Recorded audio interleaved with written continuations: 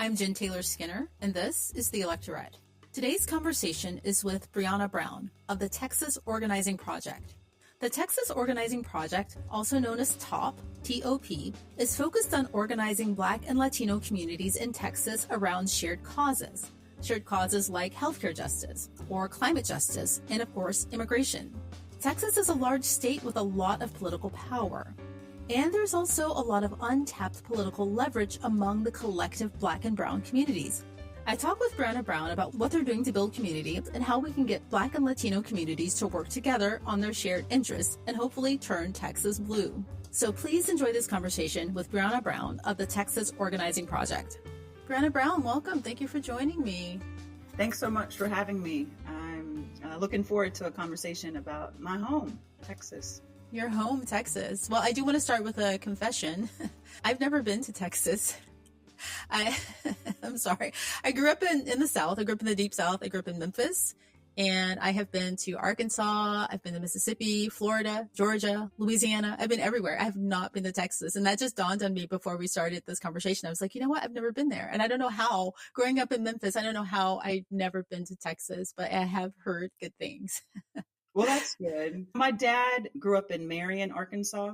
So I went across the bridge a lot into Memphis. Like I'm a big Stax music fan, thanks to my dad's Crendon County, Arkansas roots. Yep. There you go across the bridge to Memphis. And you've never like even a stop, because we have, and this is a big place, like our airports are a big thing, right? So you can have a layover here, you can get into other parts of the world and the country.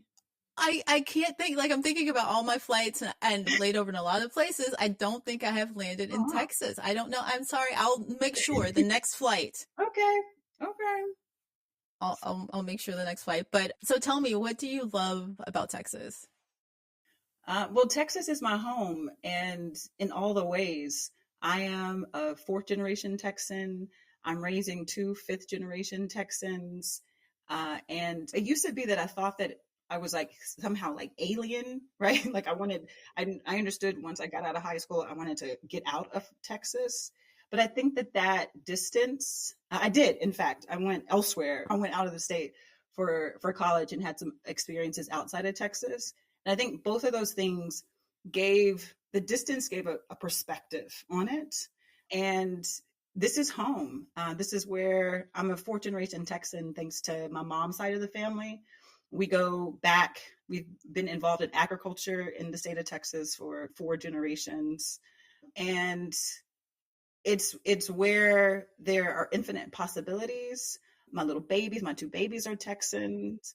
And it's both somehow like the project of my professional life to figure out how to unlock the combination code so that the people here in Texas, the majority of us, that our democracy looks like us and shares our values. And then personally, it's the place where, my neighborhood, where my, kids have learned to ride their bicycles, and a community that has held me, a community that has cared for me and really made me who I am. Yeah, that's really beautiful. It's a love letter to Texas. I think a lot of us Southern girls, or now Southern women, but Southern girls, have had that trajectory. I mean, the same for me, growing up in Memphis and seeing that all the pain that's inherent in being a Black woman and a Black girl growing up in places like that and wanting to escape. And I know so many people, Memphians, Texans, and people who I'm on the West Coast now, who made their way back home. I have not. But I know the journey. I know the journey well, and all of the roller coaster of emotions that you have when you go and you leave and you come back, right? I get that. And I know that the Texas Organizing Project does work on a lot of the things that you just mentioned, right? How Texas has held you through all of those needs that we have due to the issues that we have in this country, right? You have a lot of social justice campaigns, like the climate justice campaign, you have the housing justice campaign, and of course, probably one of the most important ones right now. They're all important, but it's the immigration campaign, right? And I know that Texas has a large Latino community and a large Black community, right? And I'm just curious as to, because we scheduled this interview last year sometime, and I'm pretty sure that the landscape and your strategy has probably shifted since the inauguration since the beginning of this year. And I'm curious as to how, if so, how it's changed. Yeah. Well, the thing about even in 2016, whenever Trump first won, what we said was United States, welcome to Texas, because we have been living under an extreme right-wing regime for over 30 years. Like, I remember the night when Ann Richards, who was the last Democrat elected to statewide office, when she lost the election to George Bush. Like, we went to bed thinking that Ann Richards had won. And then when I woke up, my parents were very distraught about George Bush being our governor. I mean, I grew up in a very political home. I've only known myself inside of a Black political identity. And that's been true forever. Like, I don't know myself outside of that. And when you specifically talk about the story of immigration, my family were part of the greatest migration that's ever happened in United States soil, where 6 million Black folks left the Jim and Jane Crow South in search of something better. And I feel very connected to Latino, in particular, brothers and sisters who are doing just that now, who are mostly trying to find a better life for themselves and their families. And they're doing that amidst a backdrop of a lot of US imperialism in countries throughout Mexico and Central America and Latin America. And there's just something very essential about what that story is. And at Texas Organizing Project, what we're trying to do is figure out how to link the fates of both Black folks and Latinos to transform how our democracy works and make sure that the people who are in the majority, right? Texas is one of several states in this country where it is already today a majority of color state, but we are also the only state that is majority of color, but still has a Republican rule. But to make sure that we are setting conditions for all of our kids to be able to flourish. Texas is also a very religious place. I, P.S., am not. So much of my work is not just about like this hope for deliverance that, okay, we don't get it today, but we'll get it on the back end. Our work as organizers is not just about planting seeds. Like, we need to make sure that those seeds are blossoming so that our people now can experience the lives that we deserve. And the thing about Texas is that in 2016, whenever we were like, all right, United States, we know what time it is. We've been doing this for 30 plus years now. In Texas, it's not just that we have Project Lone Star, which our governor started in the mid last year, mid 2024. For us political operatives, we thought he was trying to get in the short line to be considered for vice president. Mm-hmm. And the way people often do that in Texas is playing politics over people. And so we had Project Lone Star, which was about building a wall, about being very punitive with any kind of immigration policy. We already in Texas have one of the most horrific show me your papers laws on the books across the United States. And then they make a decision to put barbed wires on the buoys in several of the bodies of water where people are crossing. People were killed. Pregnant people were killed trying to come over. So there's this added level of cruelty that you see when it comes to immigration. We're also the most uninsured state in the country. During the pandemic, we had Medicaid. Medicaid was expanded for a bunch of folks, including children. When Texas state leadership had the opportunity to continue that coverage for children, we booted them off. They booted them off. And now over 1 million kids in Texas don't have access to health care. Cruelty is the point, right? Right. We're the most incarcerated state in this country, the 7th most incarcerated place in the world.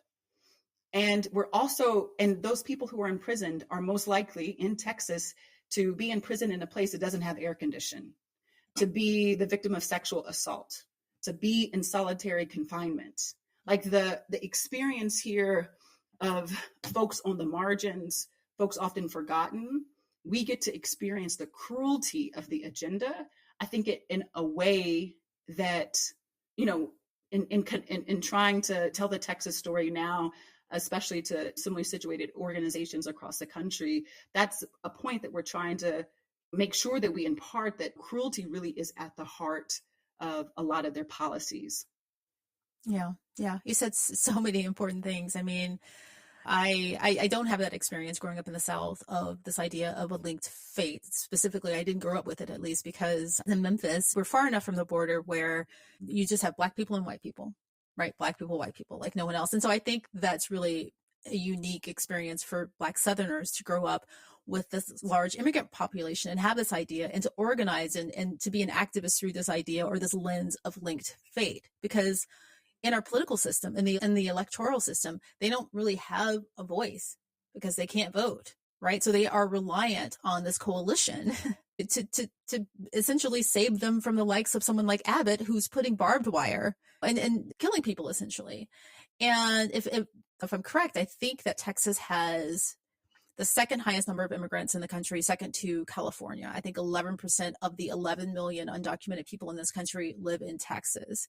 And as you've just laid out really well, it was already cruel, right? And I wanted to say something else before I go into my next question about the fact that the way that you get ahead politically in this country, particularly if you are in a red state and if you are Republican, is to be more and more cruel, right? And that, I don't even know what to say about that, right? That's just kind of, there are no words for that, right? But anyhow, it was already cruel before now. What is happening right now on the ground, as far as you can tell, with people? Because I know people are afraid to go to work.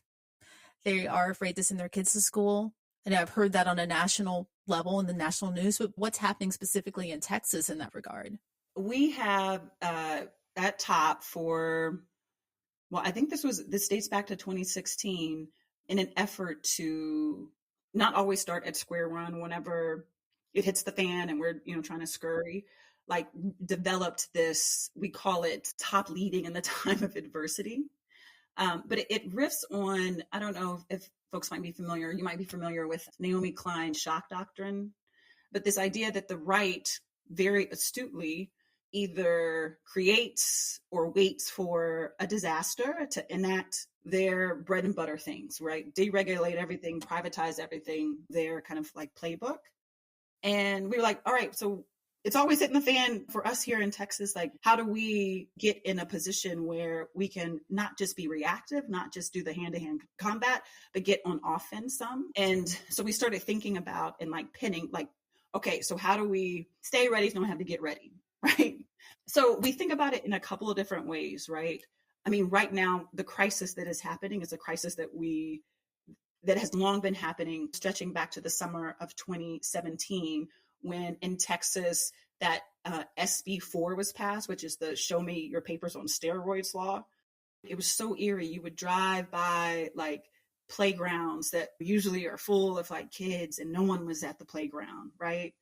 So one, we know we got to get good information to our people, because one of the tactics that's frequently used is mis and disinformation campaigns. That's true across the country, but that's especially true here in Texas. So one, we want to be a place where people can come and get good information. And that's what we've been doing now, is kind of filtering through all the things. P.S. I really do think that that's a tactic of the Trump administration, is like I should just say magadom. It's just all the chaos coming at you all the time. So you're just kind of in this state of disorientation. So we get good information to people. We make sure that people understand their rights. So we are right now in several coalition spaces across the state, making sure that people have know your rights cards. So if you are approached by whatever kind of law enforcement, and in Texas, I mean, the full gamut of law enforcement has been deputized to do federal jobs way before a federal job of anything happening, of anything relating to immigration before Trump got into office. That's an essential part of that Show Me Your Papers on Steroids law, that it deputizes pretty much any law enforcement to act as an immigration official. So we've been making sure people have good information about what their rights are, the kind of immediate defense that they can play. What do you do if you're in your home? What do you do? How do you look at a warrant and make sure it's a valid warrant that's signed by a judge? We're making sure that we have a community bail fund that people, like right now, like I'm saying, we're ready to, we get ready. If the bat signal goes out, we understand, like we can get our people out. We have established really good relationships with some elected officials across the state. Right now, Yeah, it's a scary time. This morning I read that there was another raid in North Texas, not in Dallas County, but a little north of Dallas. It's like happening in real time. We are about linking the fates of Black folks and Latinos. So it's not just about like what's happening with like our Latino community. Like our Black members and our Black staff are also on the ready, and our white staff, right? We're figuring out like how we can be allies and shields if necessary. We've been talking about, we got a team that's ready to be deployed to circle someone's home if we need to circle someone's home, and just throw up as many barriers and obstacles that we can. Part of the thing too is we can't shrink in the moment. Like we have to, there's a kind of like strategic boldness that we need right now. And sometimes like even understanding that in Texas, without a federal backstop now, like our state government is weaponized in a way that it hasn't been in at least 4 years, that showing up is a big part of it, right? Like that, like we cannot cede the territory on making sure we're communicating our moral high ground on this, that it's wrong, that it's kind of like going, kicking and screaming about that. Because I mean, I think that that's where we start to get a little bit on offense and helping people have hope. That is something that can't be extinguished. Yeah, yeah. So I have two questions for you. You started off by talking about disinformation and misinformation in relation to the Show Me Your Papers law that happened in 2016. What's the connection between those two? And then also later, can you explain what circling your home is? I don't know what that is. Oh, yes. So a lot of times, like Texas tends to be the laboratory for the right's ideas and ideology. But for instance, like in Texas, it's also a very hard place to vote. But one of the ways that it's like so hard to vote here is that it's now a criminal act to help somebody like with their vote by mail application. If they get something wrong on it, like you're going to get a knock on your door. Wait, I'm an ex-offender, but I'm off papers, I'm off parole, I'm off probation. Does that mean I can vote? Like, I don't know. They understand that there are mixed status families. So if you are caught in a car with an undocumented person and you're pulled over, the person driving the car could get up to 10 years in prison. If you're in a mixed status family, the person could get, your family member, your kin could get 5 years in prison for driving around in a car, transporting a car in a car with an undocumented person. So it's like that kind of like sinister. Abbott, our governor, is married to a Latina, right? Who, whenever he's campaigning for office, he talks about his madrina, which is his mother-in-law, right? Like it couldn't be any more disingenuous to me, like as a political tactic to use like Abbott's like family to justify his very right-wing immigration stances and laws that they have passed. You just broke news. That's breaking news to me, at least, because I don't spend a lot of time listening to Abbott, so I haven't heard him talking about his. I did not know that his wife was Latina. Like I know that JD Vance, his wife is Asian. I know that Christopher Rufo, another right wing person, has an Asian wife, and that's kind of a thing. I don't. So you just broke news. I did not know that, which which makes it even more sinister, actually. But when you talked about misinformation and disinformation, and we're talking about that 2016 law, the Show Me Your Papers, what I thought you were saying, where I thought you were going was, I think often this administration during the first go round and this current go round, I think they often put out really scary news that they don't follow through on to instill fear in people. But the point is that you're right. The cruelty is the point. So even if when they don't follow through on everything that they say that they're going to do, what they want to do is they want a chilling effect on the community. They want people to not feel safe being here. They want people to leave. I don't know which Republican said this years ago about self-deportation. They want people to self-deport. They do not want us, Black and brown communities, and I'm putting us together. Even the Latino community and the Black community, they're separate, and we share some of the same oppressions, a lot of them, but we still have different issues. But I'm putting it together. They want a chilling effect on all of us, right? They don't want us to feel safe in our workplaces. They don't want our kids to feel safe in schools. Like I said, right. So when you said disinformation and misinformation, that's what I was thinking about, and I don't know if that's what you meant. Well, that's right. I mean, I think that for me, that goes back to the like why, and it's like scary. It's actually scary. We always put out statements around January 6th. Ever since January 6th became the time whenever there was an insurrection and a failed coup to take over our government, we've had something to say about it. And this year, whenever we were putting out our statement, making sure we're not on the sidelines, I took a beat because I was going to be the quoted spokesperson from top because of that, because of you don't know what the ramifications are going to be. You don't know about like speaking out, like what it imperils in this time. And I'm mustering strength and courage, I think, from the ancestors to keep pushing and to make sure that we're not shrinking and we're being strategically bold. Because I'm very clear, we top has to be here to next year and the year after that to continue to fight. And protecting top is a project of our organization this year and beyond. Yeah, I mean, the line that we hold, that we collect at top and the larger progressive flank in Texas holds is crucial at this moment. In the very least, that we are always communicating an affirmative message and a proactive vision for what our future could be. Right, right. And I asked about the surrounding strategy. I've forgotten the name of it already, but are you literally surrounding communities with cars or folks' houses? Yeah. Or yeah. Yeah, no, we've done before, like formed human chains around people's homes to, I mean, I think that like it does a lot of things. Like there have been sometimes it's like successfully kind of scurries away, like whatever law enforcement. But in other instances, it's not about that. It's about like making sure that that person, that family knows that there's a network that is there, that's going to have their backs, that's going to stand up, that's going to speak out. That alone has ripple effects. It's part of the seed planting that I think is so important right now. So essentially that circling of someone's home, that's what we in organizer parlance called direct actions, right? Like where we are in action. We are like having an audience is so critical to civil rights fights historically in the United States, right? Like it's not until Emmett Till's mom makes the courageous decision to open the casket so that people can see. It's not until you see people with dogs and water hoses turned on, like those visuals are so important in planting the seeds for future generations and about what's possible. And it's so important in organizing that our organizing is visible, that people can see it, they can feel it, they can be inspired by it, even whenever the thing is not one.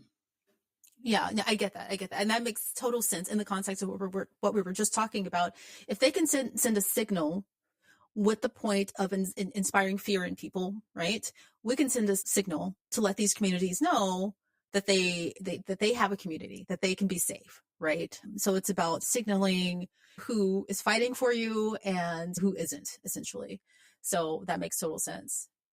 I know that one of the philosophies, and I think you just alluded to it at top, it's around collective action, right? Collective action.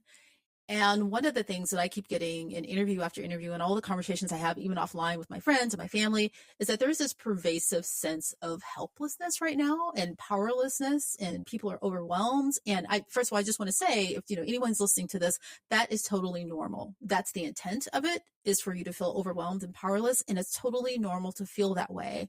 But there are things that you can do. And I want you to talk about the role of collective action in meeting this moment or dealing with this moment. First of all, what is it and what does it look like? Well, collective action is like the essence of being an organizer. There are no solo acts in organizing. We are at our best an ensemble cast. Like the difference between organizing and activism can be done, a lot of times independently, but organizing is all about building strength in numbers. That's true for top, like how we think about the work that we do, building both people power and political power with our folks. And that's true as like top exists within this broader ecosystem of progressive organizations throughout Texas that is thinking about talk about how do we link up, right? Like organizationally to be on the front lines. And we don't actually desire the kind of power that is just centralized in a person. Yes, there's a lot we do to transform like who our elected officials are. And our belief is that even whenever we get those great folks elected to office, that they are co-governing with us, that they still care about what our opinion is, what our policy preferences are, the people that we throw down with, our membership. They're folks directly impacted by a messed up immigration system, having an ex-offender background, about failing schools. And that means that we are also closest to the solution because we understand very well, very intimately what the problem is. What happens around like organizing tables at our campaign committee meetings every month is that there's a sharing of stories. This person has this story, this person has this story. There's a commonality to it. We start to feather that out to larger kind of concentric circles in our communities, and you get a bigger narrative.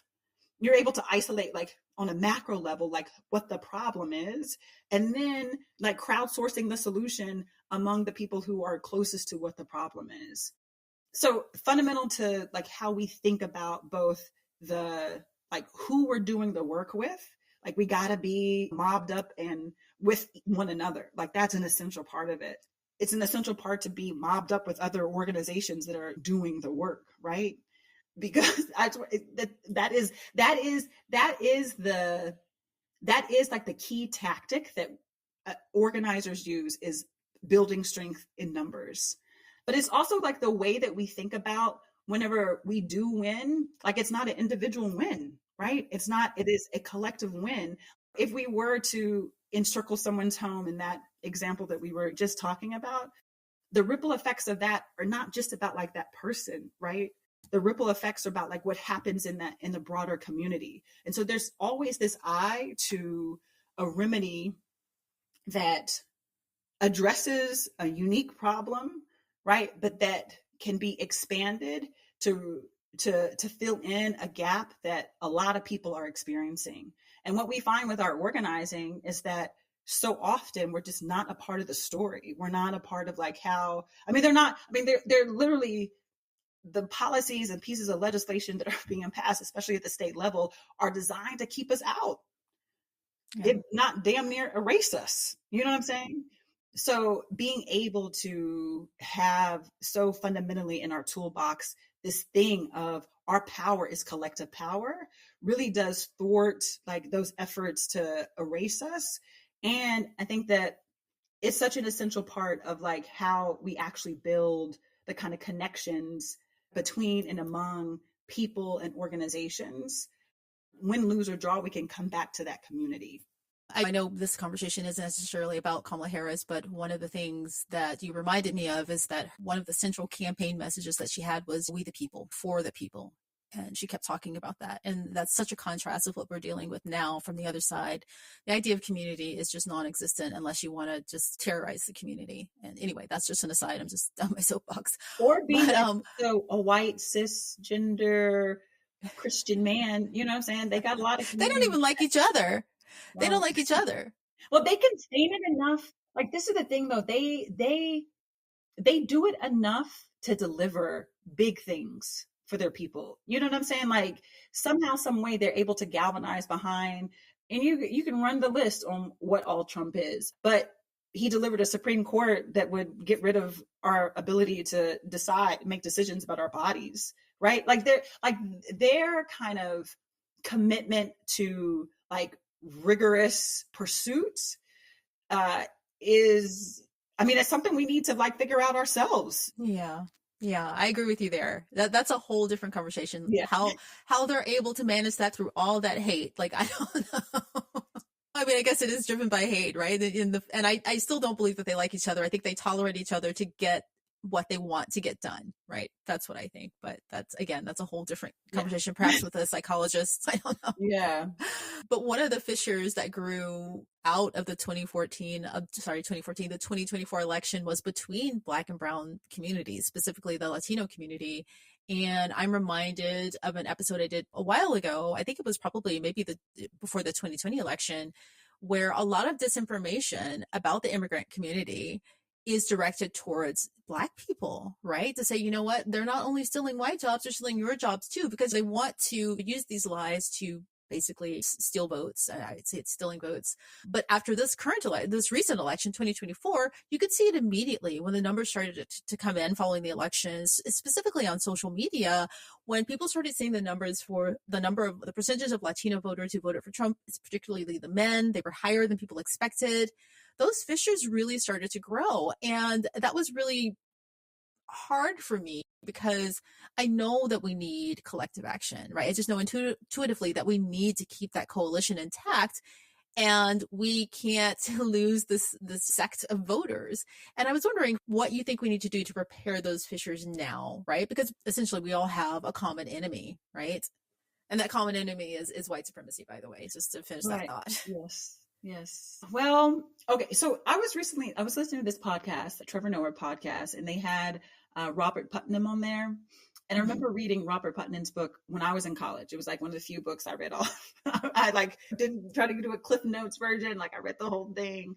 But it was this book called Bowling Alone, where essentially the thesis is that social isolation has led to a deterioration of our democracy. In part, like there's some other things that social isolation has led to. 25 years later, he was on Trevor's podcast talking about kind of applying that theory to the election. And he talked about like what I found to be like a really helpful framework. There's two types of social capital. One is called bonding social capital, and that's mostly done with like intergroup, like black women see each other in each other's struggles, whatever, or joys or whatever. There's just a kinship that comes with our identity, and those are important because like the bonding social capital are the people that are going to bring you chicken soup, right? If you're sick. The bridging social capital is whenever you are able across like difference to be connected and to move something together. And he talked about like how that kind of social capital is laborious to figure out like how to do, and so necessary for the vibrancy of our democracy. And I was really feeling that because I think at top that's what we do, right? Like the essence of what we do is trying to bridging social capital between Black folks and Latinos. And it is so delicate, right? Like, and it's hard and it's super labor intensive, and years of progress feel evaporated with an election, right? I mean, that's like that's my candor about like looking out on the landscape. Part of my project is to figure out how to continue that bridging between Black folks and Latinos, and to feel like very like shots fired, like what happened, right? What happened? Like what is this, a zero-sum game, right?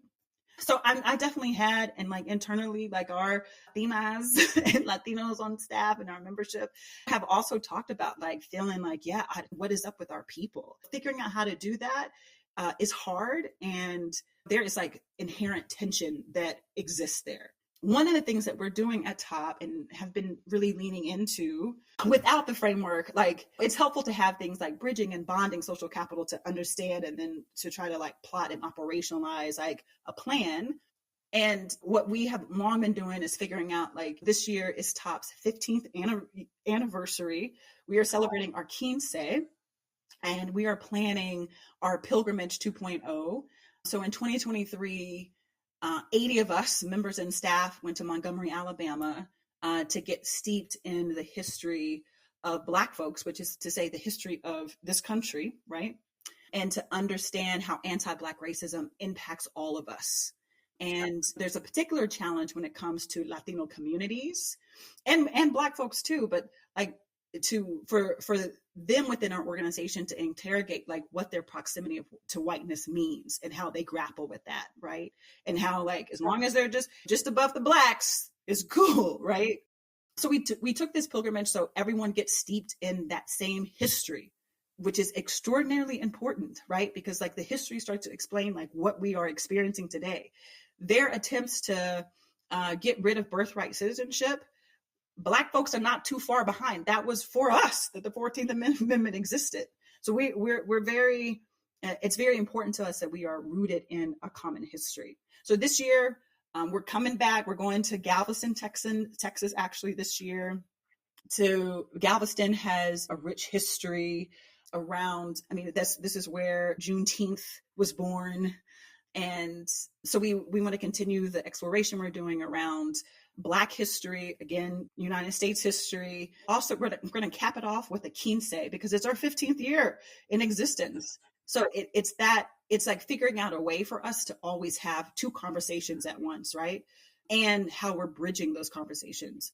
We got to be understanding about Black folks what our contributions have been, how uh, determining Black history has been within the context of the United States, how it impacts all of us, and understanding Latinos, right? And understanding that culture, understanding how to braid those things together. One of the things that we are leaning into and figuring out how to do at scale is this rooting in history and making sure people have, like our people, have the facts, the nuances, and understand how those things are playing out today.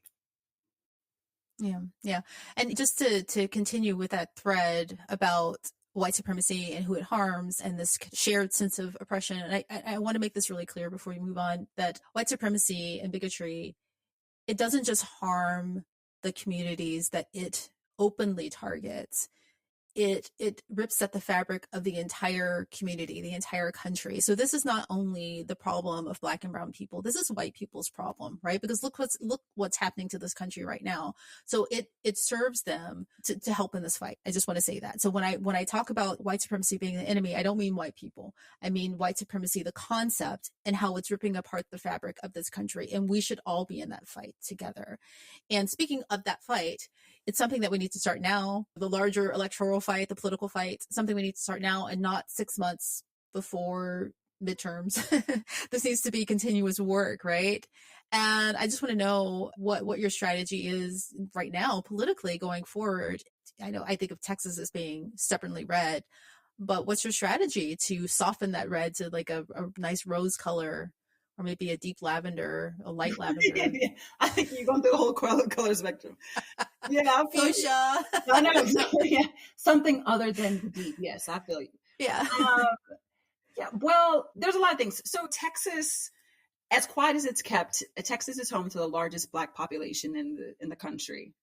We have the most registered Black voters of anywhere else in this country, and we have the most eligible but unregistered Black folks anywhere else in this country, right? So one of the things that we've been doing, and Black people are the reason why in like urban areas. Well, let me do a little bit of table setting just on Texas. Okay. So Texas is a giant state, right? Where top strategically organizes is where there is the densest concentration of Black folks and Latinos. So we're in Harris County, where Houston is, Dallas County, that's where I'm based out of, Fort Bend County, adjacent to Harris County, where Houston is, Tarrant County, kind of close to Dallas, and then Bexar County, where San Antonio is. So these counties, size of battleground states. Harris County, 4 million plus people live there. So we are strategically in communities where there are large populations of Black folks and Latinos. P.S. The majority of Texans live in these urban centers.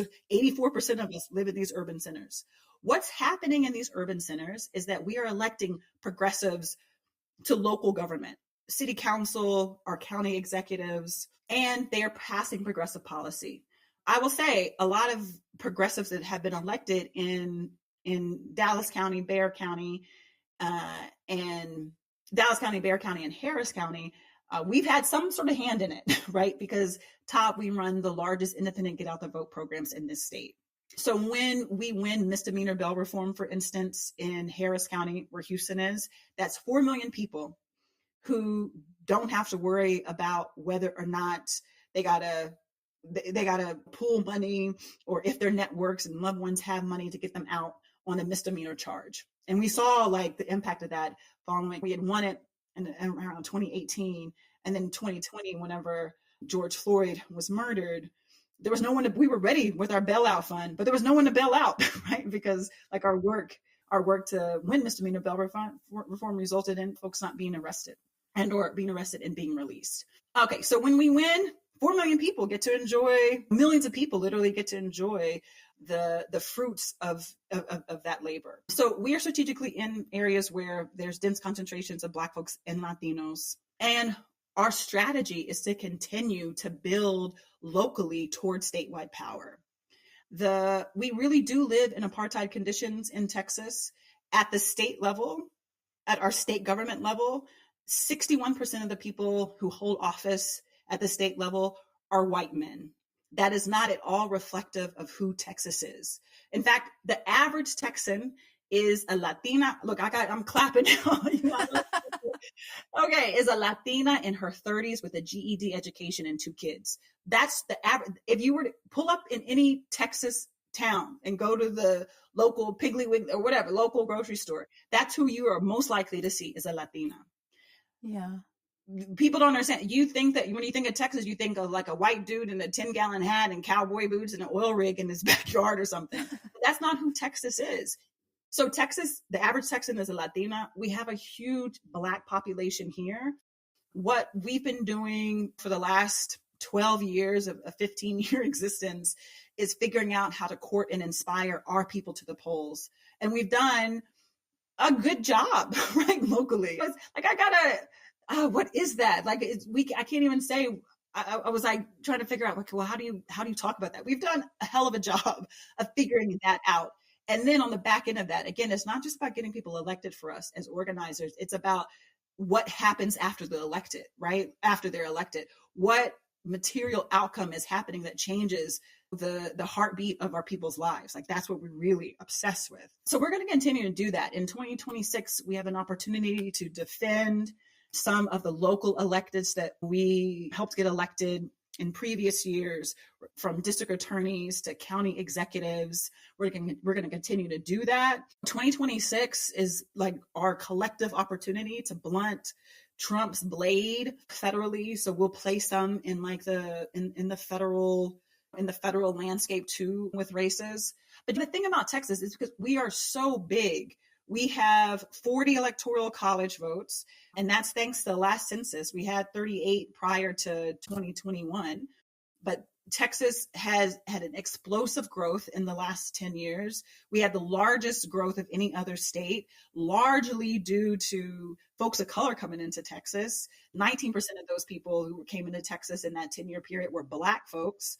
And what the state government did in response to that when they were drawing lines was to completely dissolve the one Black district that we had in Texas, congressional district, and then also dissolve 2 Latino districts, and gerrymandered in a way that now there's like even more Republican rule.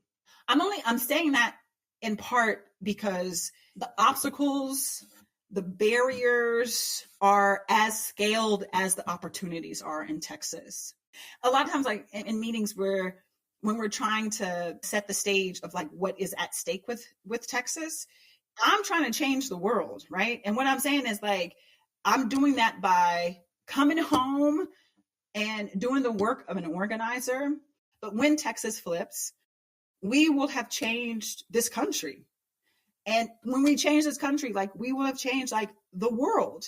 There's so much at stake here in Texas. And I think that the opportunities are as scaled as what the threats are. And we're going to continue to do the thing when it comes to like our political side of expanding the electorate, bringing more and more people into the fold.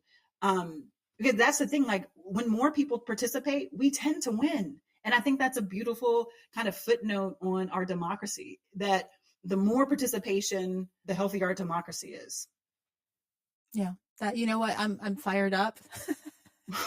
I know. Whenever you get to like, yeah, and that's a hard thing to do. I mean, I started this conversation not feeling great. I mean, you just like check in social media or look at the headlines or turn on the news, and you just, it just brings you down. But you know, I really appreciate you, and I appreciate your passion and your fire. And I am. I was joking. I said it in a joking way, but I'm serious. I am fired up, and I want you, if you can, I want you to come back as we get deeper into this thing, whatever we're in right now, deeper into the administration, closer to 2026.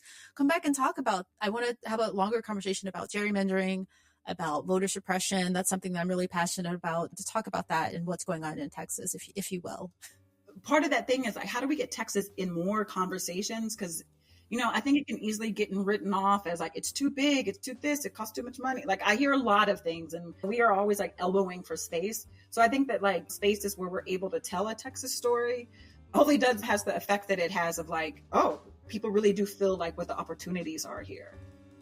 Well, Brianna Brown, thank you so much for joining me. I've truly enjoyed this conversation. You're very passionate. And if I find myself in Texas, hit me up. I will hit you up. But thank you so much. All right. Thank you.